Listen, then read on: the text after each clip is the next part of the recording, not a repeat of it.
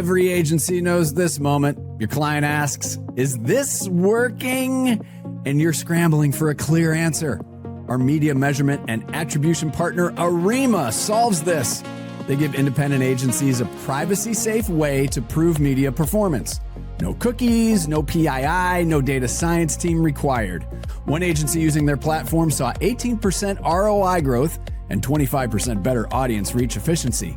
That's the difference between defending your work and confidently proving it. Ready to stop guessing? Book a demo at arimadata.com. All right, everybody. Hello. We're getting into spring break time. So the good news is we're going to have some shows next week. You can get out of town for a minute. But we want to invite you to get into town for our Leadership Summit. April 15th in Chicago. We have moved the venue. So this is presented by Arima, who you just heard from in that little schmutz at the beginning. There you go. Full day. We are moving to Moonlight Studios in Chicago's West Loop. Thank you to Schaefer Condon Carter for helping us move this thing along, and we're very much looking forward to sharing all of this with you on the 15th. Anthony Reeves is our lunch keynote. Lunch sponsored by Free Agent Payment. Free Agent Payment. We got a little break from Blood, Sweat, and Tears, and there's a little interactive thing, a little pre-funk that we're going to send out to those of you attending. And then Path Labs presenting session number 4. Goodway Group, our show-off happy hour. April 15th. One of my favorite cities in the world, Chicago. Get at it, indieagency.news. You can see all that. All right, so let's dig into now. 92% of Fortune 500 companies are running their AI through the same handful of tools. You got your ChatGPT. You got your Claude. We use Claude. We love Claude. Perplexity, I mean, name it, right? And virtually every agency does too. So it's the same models, same prompts, same outputs, which means the differentiation gap is narrowing fast. So Anothony Romano and Stu Amos have a line that stopped us cold when we were discussing this topic. If your AI strategy is a subscription, it's not a strategy.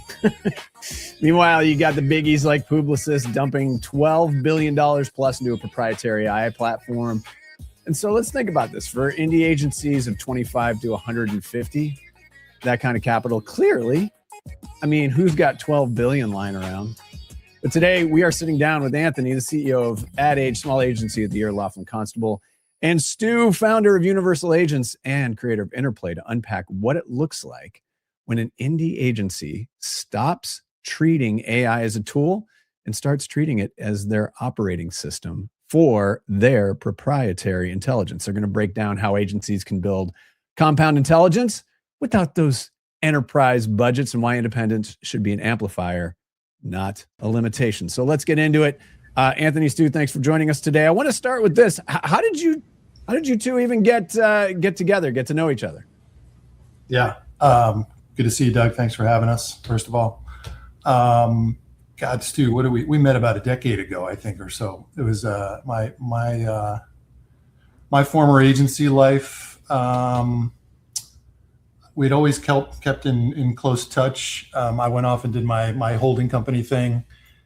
Stu went off and did his double life of emerging tech startups and sheep and blueberry farming. But that's honestly for another podcast. Right. So I guess I reached out to Stu probably a little over a year ago, and I just kind of expressed some of the problems and frustrations that I was kind of feeling with some of the standard AI platforms, like you just talked about, just lack of differentiation, knew the role I wanted AI to play inside LC and how I wanted to use it, how I wanted it to be more of a real competitive advantage versus a commodity, and how I felt like, the only real way to do this is to kind of connect and co-create intelligence across people. and not just work in LLMs in like isolation and just pound away on ideas and silos. And so I knew I wanted something that just was more collaborative. And so, Stu and I, like I said, kept in touch, and coincidentally, he was thinking the same thing. I reconnected with him, and he was already kind of laying out a plan to build something that we needed and that I wanted. And he needed a founding agency partner to do this the right way. And he was thinking about it from a experienced strategists and kind of creative technologist perspective. I was thinking about it from an agency leader perspective. So it was just kind of like a moment in time that was a match made in heaven, and off and running for about a year and a half. But I don't know, Stu, what's your take on the rendezvous? Yeah, I mean, it was a perfect moment in time, I guess. And ChatGPT moment had happened. I was all in on the technology, and like everyone was really just amazed by this new universal possibility, but then needed that that clear mission. And when we chatted, we both united by the fact that we really wanted to use the tech to create real quality differentiated work. And so when you said that you were looking for a strategy agent to help your strategy team, that was like the perfect moment, because it was already clear at that point that it was amazing technology, but wrangling it and really like harnessing it properly was, as we know now, not trivial, right? And that brings us to this present beautiful moment. Thank you again, Doug, for hosting us. Yeah, happy to. So we had mentioned this line that really stood out to us, which is if your AI strategy is the same as everyone else's, you don't have a strategy. But I'll take it one step further. You said you have a subscription, which is true. So most agencies are using what I had listed before: ChatGPT, Claude, Perplexity, Copilot, you name it, in the exact same ways. Walk us through where you see the real differentiation gap forming and why efficiency alone. Yeah. I mean, it's a dead end. Yeah. It's a dead end. Yeah. Yeah. I mean, it was, it kind of goes back to an initial thought I threw out to Stu, which is like, let's actually do something that's actually built for the way agencies really work. It was kind of the initial simplistic idea, a platform that kind of, I remember we used the phrase, let's actually build something that enables agencies to act with agency, and especially independent agencies. And we started with these kind of questions of, efficiency asks, how can we do the same things faster and cheaper? And that's kind of how everybody started using this. And it's not that I'm disinterested in that, but amplification asks, what can we do now that we couldn't do before? And I'm much more interested in that latter question. And for us, that has meant kind of exploring new territories, prompting new debates, connecting more and new dots, pushing conversations with our teams to arrive at like sharper, more original, more imaginative thinking, not just getting at the same answers faster and cheaper for our clients. And so, so over the past year, we've been kind of building this thing. And what's in essence an intelligent operating system, and that kind of allows us to do all the things that we were craving the other LLMs could do for us, and that's like building ideas, but sharing them, combining them, retaining them, archiving them, reusing them, which in essence is essentially amplifying the intelligence, but then ultimately amplifying our talent. And so a lot of people use the phrase amplifying talent, but how to manifest that and how to actually make that a reality is what an AI operating system really, really does. And that's kind of what it's been doing for us. So it's kind of like, how do you harness your human talent? And so the way we use the platform is really what leads to true IP and real differentiation. So this platform, which we call Interplay, which we'll talk a lot about here, is just a more connected solution. And it kind of unlocks this humanity in the loop idea that got both Stu and I excited when that concept was being thrown around well over a year and a half ago, 2 years ago, and in just ways that the other tools weren't doing it for us. So. Yeah. No, and here's a thought. It's interesting you talk about this, and it shook a thought in me, which is always dangerous. So when I was working for Stillwell Partners, they run Advertising Week. So Matt Scheckner, the great Matt Scheckner, or some like to say Lord Scheckner, because of the England thing, the UK thing. We used to say, man, he knows so much. I wish there was a USB port that we could pretty much just plug into him, because he's like a lockbox. And what is interesting, and Anthony, you and I have talked about this before, where it's important to understand the history of what this industry is about and institutional knowledge. It's quite another to wax poetic about it. That's ridiculous. But the way that this is being set up is, shortcut's not the right word for it, but it's putting a lot of institutional knowledge in the hands of a lot of different people that you might not necessarily get. Because if I'm like a junior designer and I'm like, Anthony, can I spend some time to learn about the business? As opposed to, oh, you know what? There's the context right there. To your point, it does help. It helps advance talent. It absolutely does. Totally. So, Stu, let's talk about your side on that as well. Yeah, I mean, it's obviously a deep question, right? But I think that there's ultimately your IP is how you orchestrate, and that's your mode, right? So if you just have a subscription and you're using it in a generic way, and clearly you're not really differentiating yourself, right? And so ultimately the future is going to be about how well you can orchestrate intelligence, right? Mm-hmm. And anyone that's outsourcing that to a system is not really in the game. So the idea of the human in the loop for us was always critical, right? Like, your people are your talent. Invest in your people, empower them with the knowledge, and make sure that you're setting your systems up so that you really have the DJ controller that allows you to send the agents out when you want something done. There's like full autonomous mode, YOLO mode, whatever you want to call it, is fine, but you still need to be in control, right? You still need to be at the mixing desk. If you're not, ultimately, you're just going to be racing to the bottom with everyone else, right? And I think that's the critical thing. So here's what I want. Clearly there's a distinction between current models versus the model that's being built over on your side, but a good chunk of our agencies or members are in that 25 to 150 FTE range. So what does owning your intelligence look like in practice? How does how does that even work? And how does the concept of what you're building change the math on what an indie agency can build versus what they might have to buy? Yeah, I mean, so we're at a kind of a critical juncture here in that sense. There's these two sort of colliding forces right now. On the one hand, you've got the full autonomy brigade, right? Mm-hmm. And you can put sort of, everyone's talking about just become a computer, right? I mean, Perplexity Computer just launched, Claude's going to launch a computer. You've got OpenClaw, and these systems are like fully autonomous, self-learning, right? And so they're essentially almost saying humans don't matter so much, just let the system run off. And then on the other side of the spectrum, you got kind of team human. And they're obviously, we're in team human. They're all about, how do we amplify that human talent? So to your point, like, how do you do that, right? So, but you need both modes, right?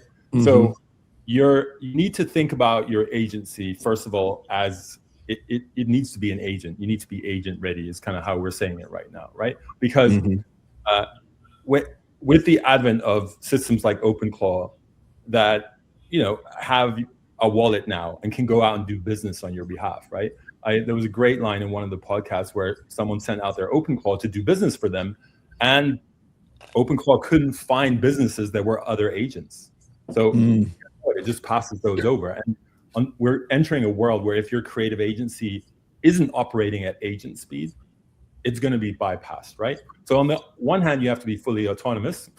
And then on the other hand, obviously, you want to protect your moat, which is your human talent and your IP, right? So the system you need to create essentially is one that gives you that flexibility, which is why, as Anthony said, we are trying to build the surface that allows you to control that, right?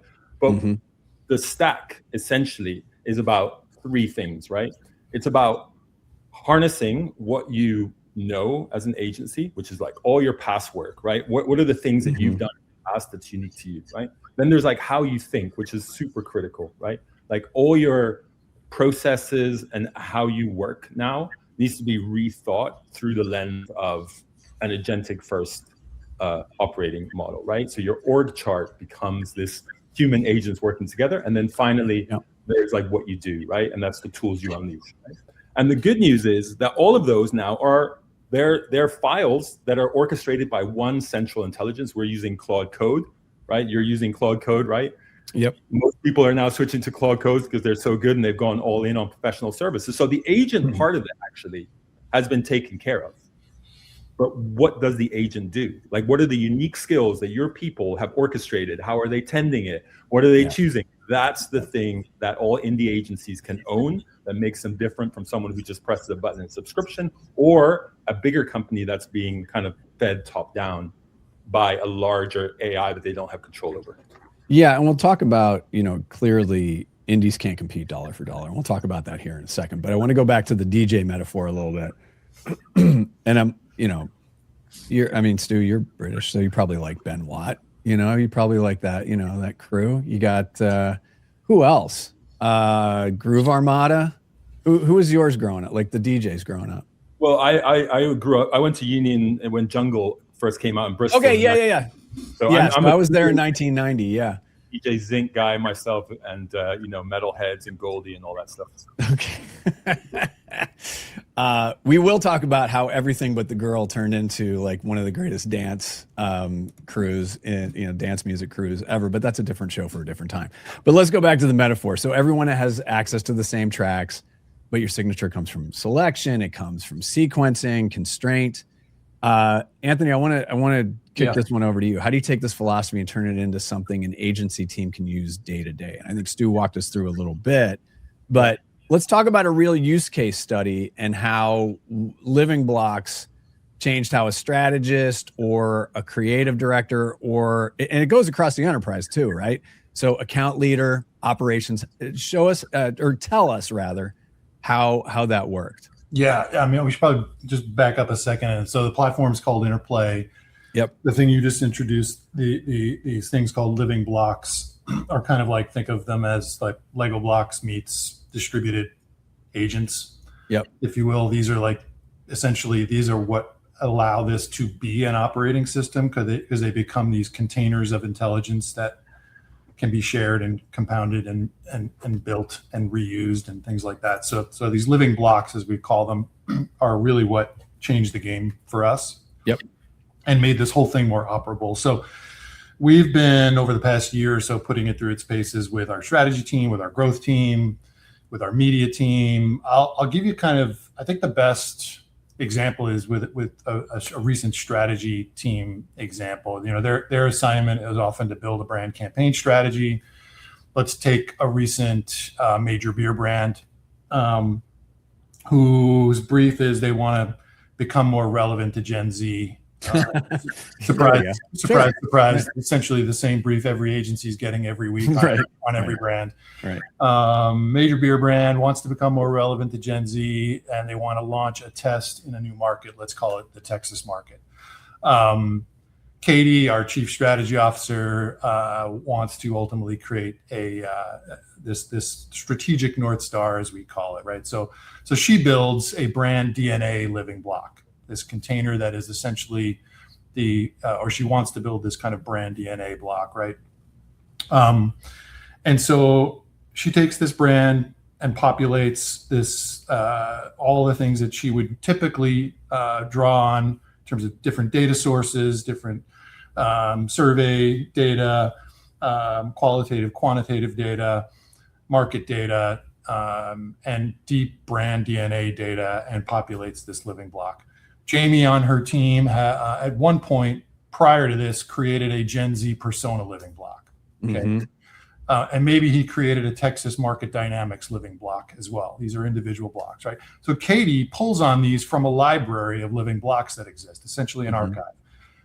Tristan and Tom on her team created a beer category analysis living block and a beer consumption and cultural insights living block.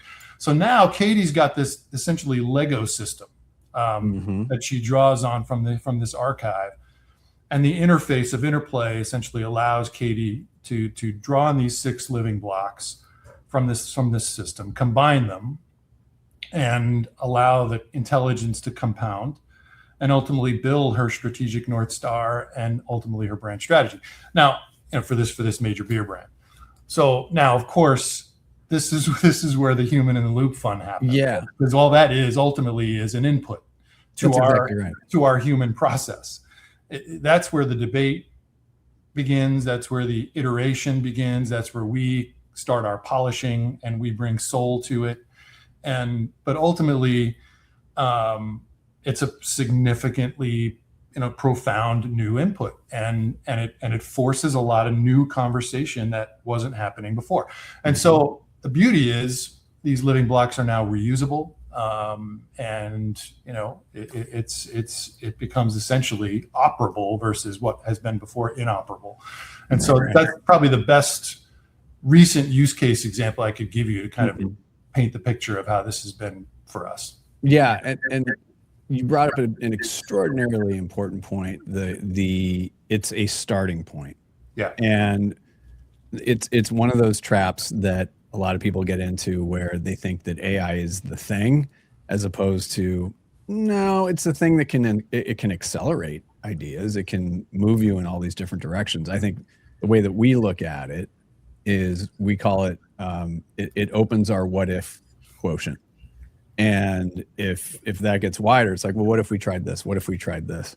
And so for us, as as a publisher and a coaching platform, our first thing is this going to be good for our members? So it's like you still have to have all of those pieces, because then if you're just taking everything at face value, and I'm not trying to be reductive about this, but a lot of the conversation around this feels a little bit surface, and I think that when we've done this, how many gentlemen, how many generations of us in the industry have we done this with various other things, right?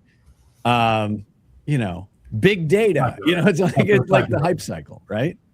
So yeah, and again, I think it's a reminder that it can be an accelerant. It can deepen, it can widen. And what I like about what you're doing with this is there's a structure to it, not a rigidity, and there's a pliability to it, which I think can be missing, which is really important. So, Stu, talk about how that's built, because Anthony has talked a little bit about a case study, but I'm visualizing. I think anyone can visualize seeing these blocks, and then it's like you're stacked up, and then all these things happen. That just has to get you excited. Yeah, and then the thing is, we've been working on this, as Anthony said, for a while. We were at London Design Festival back in September, pushing this idea before like Anthropic launched Skills, and that kind of became the dominant system, right? So, the world that we're entering now in is these Lego skills that we can pass back and forth. But living blocks is kind of elegant in the sense that it's a skill, but it's always tied to the human behind it, right? That means your skills are tied to the people in your agency and the IP that they have, and you control it, right? And it's that continuous tending to your skill that makes it different from just grabbing a skill of a random marketplace, which is basically just the stale snapshot, right, that anyone else has access to, right? So to your point, like the skill of the future is to tend to your prompts and the processes that you share with others, and trusting that they're on it. Because if you do that, you're obviously just this live snapshot of your talent. You're creating something completely unique. But you're also stopping not just things from going stale, but the technology is so incredible, but it's also really deceptive, because as you know, it will tell you whatever you want, right?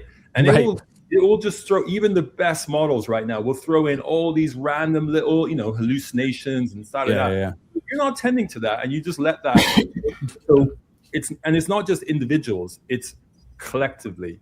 Your brain, the place that orchestrates all of your skills in your agency, is not only your IP, but if you let that rot, if you let little things get in there. So you need this whole like bonsai garden tending culture now. Mm-hmm. And if you have that and everyone's engaged, then to Anthony's point, suddenly their unique processes are amplified like crazy, but they're also like truly unique, and they're high quality premium skills that you can charge for, versus someone who can't prove that they have a unique formula, unique skills by unique people that actually work with them. Right. They can't charge a premium for that, right? So yeah, and that's a really good point. And I do want to talk about the money, because that it is a premium. I mean, it is definitely something very premium that the brands should absolutely pay for. But let's talk about the holding companies. I'd mentioned Publicis. Others are dropping a lot of coin on AI platforms, and the 25 to 150 person indie can't necessarily compete with that. I mean, how do you even start to compete with that? So talk a little bit about how interplay can help create a competitive advantage for indies. Well, we just looked at the Ad Age 26 top agencies, and 7 out of the top 10 are indies, right? So I think ultimately, a lot of them are members by the way. So props to them. Props. Yeah, exactly, right. And look, there is, the rebels will always beat the empire. I think right. The challenge with the holding codes obviously will have lots of proprietary data. They might even be training or fine-tuning their own models and all that stuff, which obviously is out of the reach for most indies, right? But the indie, what they have is fresh talent that's really thinking independently, and the technology is not the technology is accessible to everyone. I mean, you can download it, you can start using it. I mean, even though it is a subscription, you can do a lot with the subscription these days. The key though is harnessing it in the right way, making sure you're thinking properly, making sure your people know how to use it, making sure that you're controlling those skills and not giving them away for free, and really harnessing them through the lens of your brand DNA. Like, train your agentic brain in your brand DNA, your processes, your philosophy. Like, create that constitutional AI that's rooted in everything you do, and then you will compound your unique agentic IP that no one else can offer. And if you can do that, and it's good, then you can set your price, right? It's literally like NFTs, right? It's like only 4 people will have access to this, but they got to pay $1 million a month. If you're good enough, they will pay. That is true. That is very true. Ultimately, it's about talent. Nothing changes. It's all about talent. Always has been, always will be. People think they can press a button and just let something run, and it's just going to be spaghetti. Oh, no. And the thing is like, if you let it run, it becomes that, like, the overeager recent graduate of college that's like, okay, I'd like you to do this. Oh my gosh, I did these 18 other things. Like, okay, cool, but let's go back. That's like, that's AI off the shelf. It's just like, here are these 24 things I did then. It's like, no. Love the enthusiasm. Absolutely. And then, so a little crazy. Let's do a little quick fire. These aren't like 1-sentence answers, but don't give me War and Peace. Anthony, we're going to start with you. The biggest misconception indie agencies have about AI right now. Biggest misconception. Okay. That kind of how we started. That having a subscription to an LLM like Perplexity or other means you actually have an AI strategy, and that you're optimized for AI in some way. And it just means you've adopted a tool, and you're not, you've not really re-engineered or reorganized the way your agency operates around this new wave of intelligence. So I think that's how I'd answer that. Stu, your answer. It's not a magic box. You got to do the work. You got to be in the loop, and you got to really deeply care and imprint yourself on it and retain human agency. Yep. Final question, quick hit. One thing every agency should stop doing with AI immediately. Stu Manji. Stop giving away your skills for free. No shit. Yes. Anthony? At the risk of being counter and controversial. Stop thinking AI will replace your junior staff. I think our obligation as leaders is to focus on how to make them better, how to amplify, how to train, not how to invest in them, not divest them. So that's how I love that. And guess what? When you're able to give them the opportunity to flourish using certain technology, it allows them to build skills that will become more valuable for them over the long term. One thing about that is I've learned when you use AI efficiently and effectively, it allows you more time to spend time with people. And that's what it comes down to in this industry. It is a people business. Yeah. And so I agree with you wholeheartedly, Anthony. Make sure that you're using it as part of that experience for the junior and the new people in the industry, because this will give you a chance as a leader to find another place where they might grow your business more efficiently and more effectively. Thank you for coming to my TED Talk. All right, gentlemen, listen. Fantastic stuff. I can't wait to see more on all this. So we really appreciate it. Anthony, I know you're going to be with us in Chicago. So excited for our summit. Again, a reminder that we do have tickets. We were able to release more tickets. Release the hounds. So get to indieagency.news, get your ticket, join us in Chicago, April 15th. And also a reminder that the Own It conference is the day after. So please check out untilyouownit.com to learn more about their conference. Big props to Christy Heiler, Gene Freeman for co-founding Own It and for providing an incredibly awesome conference. Same week, same town. Stu, Anthony, I'm going to put you backstage for a second. All right. And I know I'm going to put Stu, I'm going to just wave right in on him. Backstage you go, guys. Don't hang up. It's not a Zoom call. All right, everybody. A reminder that we have other stuff coming up as well. Top 40 Classic. This is all about your creative work. The first deadline is April 3rd. If you're in Denver, join us for happy hour at Sukal, April 2nd. If you're in Minneapolis, join us at Solve, April 30th. We're going to have more on that. And then a little teaser. Yeah, we're going to be in Cannes. Indies Rising at Cannes. More information coming up on that as well. On behalf of everybody at Indie Agency News, I am Doug Zanger. Thank you so much for joining us. See you next.